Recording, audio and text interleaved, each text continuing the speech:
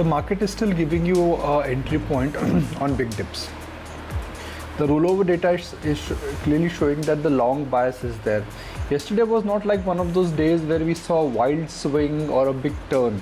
Market yesterday was nicely consolidating, and on an expiry day, frankly, when you know that the retail interest is high, two-digit stocks are in fancy, you typically cannot comment on yesterday's price action in isolation and then talk about what it means for the way forward. What are the factors which really matter? Well, what matters is that US market yesterday bounced back, and they bounced back in a very impressive manner from the low.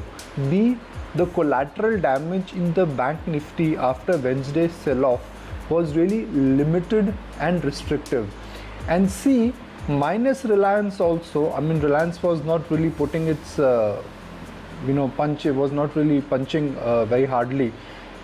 But this market was in a sense stable.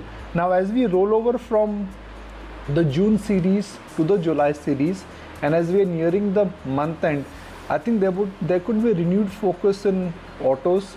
There could be a renewed focus once again in some of the typical businesses which markets track on a monthly basis. What will happen to cement dispatch numbers, where demand is coming back in consumer companies, what is happening on the employee addition front or employee addition front with various companies, and where exactly have things moved for the aviation sector now that things are normalizing. So a lot of high frequency data points, I think, for next couple of days could be the talking point for the market. On the strength of the banks alone, Nikunj, the fact that not just the Nifty, but the Nifty Bank has managed to post the best series so far this year, is that really a telling sign, or does it seem like that was just momentum because the markets were holding up, there was the gush of liquidity, FI buying, what have you, and thereby this beaten down pocket was rising along with the tide?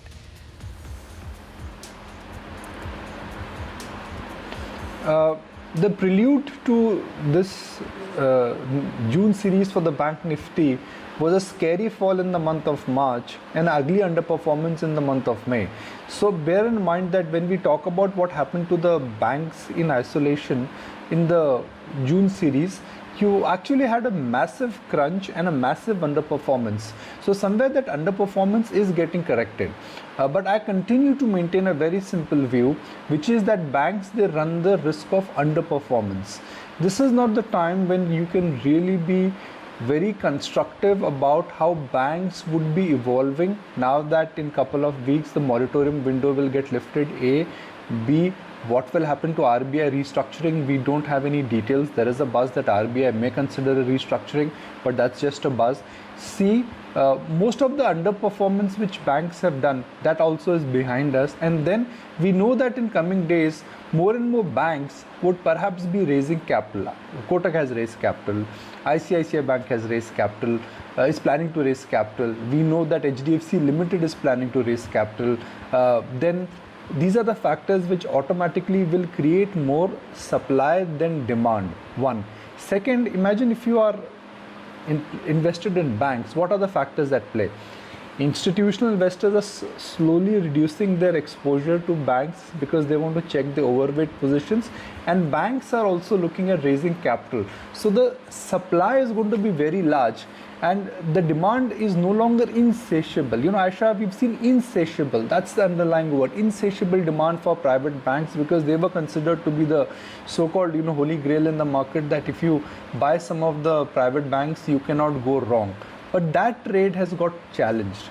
And because the demand is going to be more and appetite is not going to be insatiable, in the short term, there could be a supply-demand mismatch. So while it's good to see that banks have caught up, but the prelude to the June outperformance was also the scary fall in March and the massive underperformance in May.